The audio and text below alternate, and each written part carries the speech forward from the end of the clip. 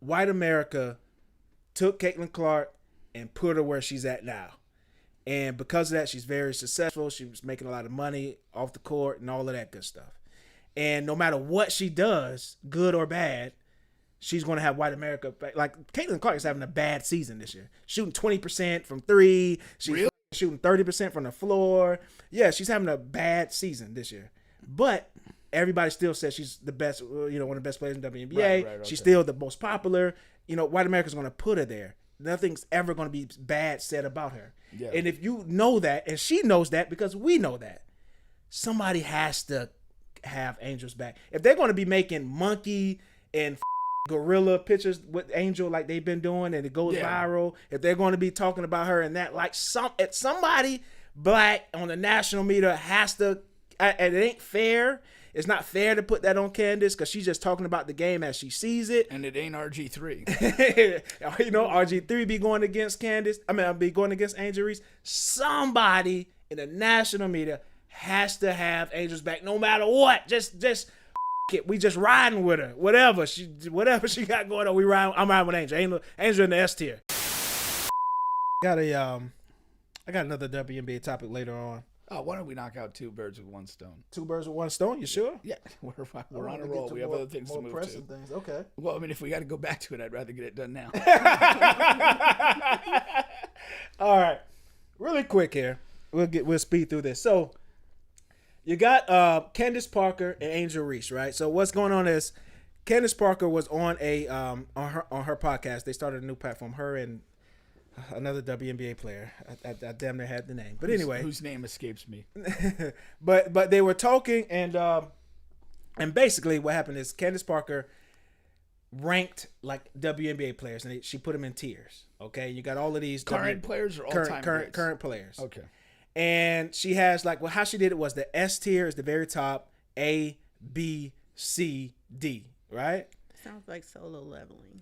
So and you got solo leveling.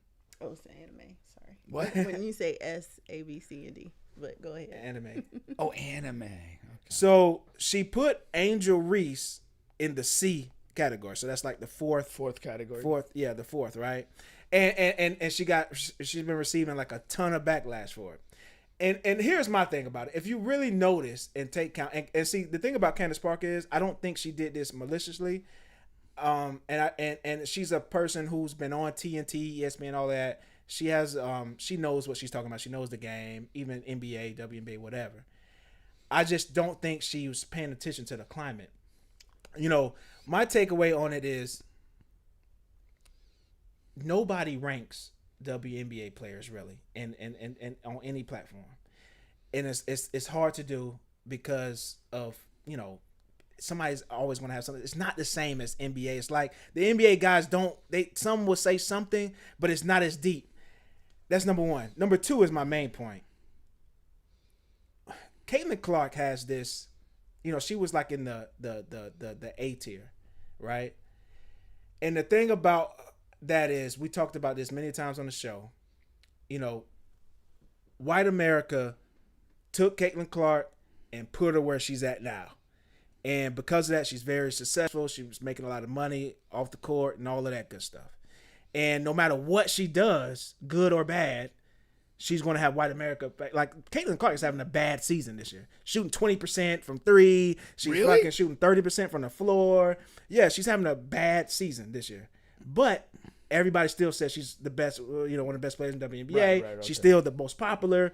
White America's going to put her there. Nothing's ever going to be bad said about her. Yeah. And if you know that, and she knows that because we know that, somebody has to have Angel's back. If they're going to be making monkey and fucking gorilla pictures with Angel like they've been doing and it goes viral, if they're going to be talking about her and that, like somebody black on the national media has to, and it ain't fair. It's not fair to put that on Candace because she's just talking about the game as she sees it. And it ain't RG3. RG3 be going against Candace. I'll be going against Angel Reese. Somebody in the national media has to have Angel's back no matter what. Just fuck it. We just riding with her. Whatever she got going on, I'm riding with Angel. Angel in the S tier. And Angel's she's having a solid, good season. She's not a fucking, whatever. Candace put in whatever tier she put her, but she's averaging a double-double. She's doing good. She's having a better season than Caitlin's having. So I don't even know how you make an argument that Caitlin's it's 4 tiers up.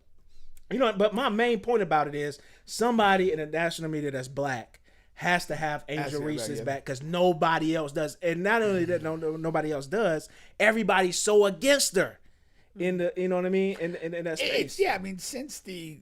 Since the rivalry started, she's been the villain, and it's been easy to take shots at her. I would imagine Candace Parker, who was a skilled offensive player, like purely basketball terms, kind of disrespects Angel Reese's game. It's not close to hers. It's not skillful. She doesn't see her as like and they play a similar same position, way. if not the same position. Yeah, but she would see her more as, oh, you're like an energy person. I'm a hooper. Like, and from that, I think she's being authentic to herself. So I don't know that she's that person, but I don't disagree with you that Angel Reese, for what she is as a player, has performed quite well this year. Yeah, and she should be credited for that. You actually tried to credit her the other day, so maybe you're the guy. You just don't have a big enough platform. So help us out, follow us, like us, subscribe, make Bubba the guy. Make me the angel. Yeah, make Bubba's angel. But yeah, I agree with you that somebody should kind of take up for and give a proper perspective. And again, where she's most vulnerable is not the on-court stuff. The performance speaks for itself. Yeah. It's been good. It's the stuff she's taking with the monkey nonsense and a lot of just shots that she's taking. Now, I thought in the offseason she kind of said some stuff that didn't need to be said. Doesn't justify what's come her way. But during the season, it's been fairly quiet as far as her basketball. Her statement. She's focused on the game and done a good job of that. Yeah. And, so I don't disagree with your point. Yeah. I didn't take on that. Just as, I know, not about the game, but just about, because do you, first of all, as a non-sports viewing person, but do you see the fodder between like Angel Reese and Caitlin Clark? Does that ever come across your timeline?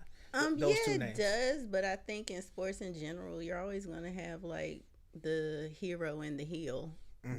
So Angel Reese can play this in her own way as being the heel. Okay. And I guess in famous words, any publicity is good for you. Yeah. And she could spin this and make money off of it. Yeah. But I do get what you're saying. At least if you're black and you're commentating on her, at least have her back because she's got like all the other side drowning out the good things that she does. So facts. Yeah. Facts. No, that's a good point. And she is taking advantage. She what's the word?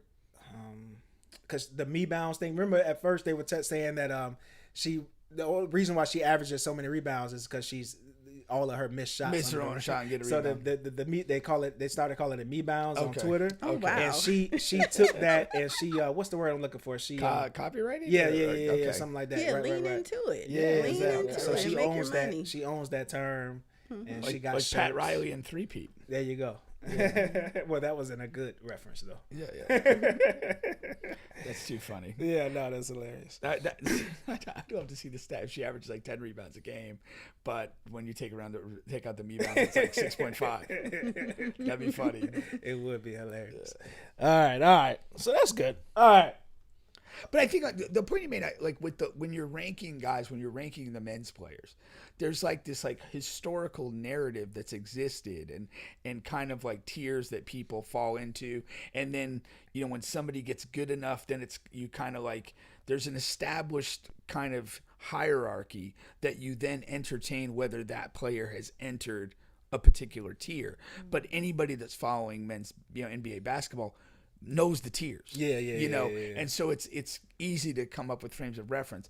But the women's game, you don't have that history. You don't have that heritage. Yeah, exactly. Just much harder to do, which is why people stay away from it. Instead of my girl Candace.